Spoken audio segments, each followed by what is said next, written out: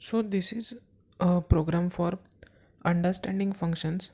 So in this program we will jump from function to function, and finally we will back to come back to first function. So let us understand this program. So first is main, which is a compulsory function. Now printf slash n, I am in main. So slash n is written because we have to print it in next line. So slash n is written for that. I am in main. So we are telling user that we are in main function. Now Italy. So Italy is another function. Now printf. So we are going in Italy now. So Italy function. So printf slash n, I am finally back in main. So this we will understand after completion of program.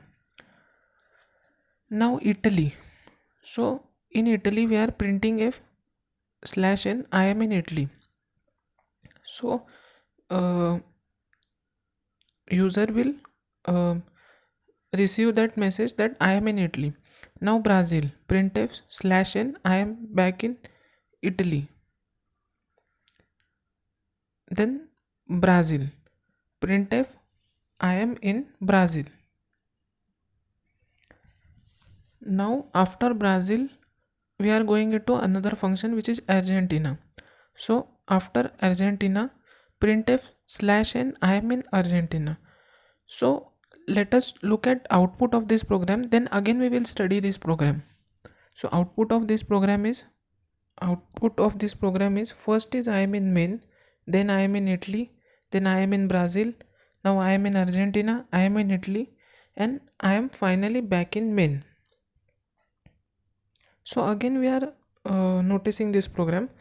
So in first line we know that I am in, so in output we are getting I am in main first. So in main function first we will be printing that I am in main. So printf I am in main.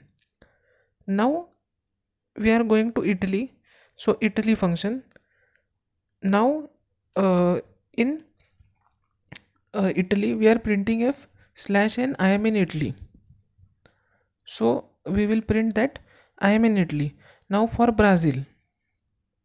For Brazil we are printing in Brazil. Now similarly for Argentina. Now after Argentina we are finally back in main. Here main calls other functions which in turn call still other functions. So here main is calling other functions, so which in turn call still other functions.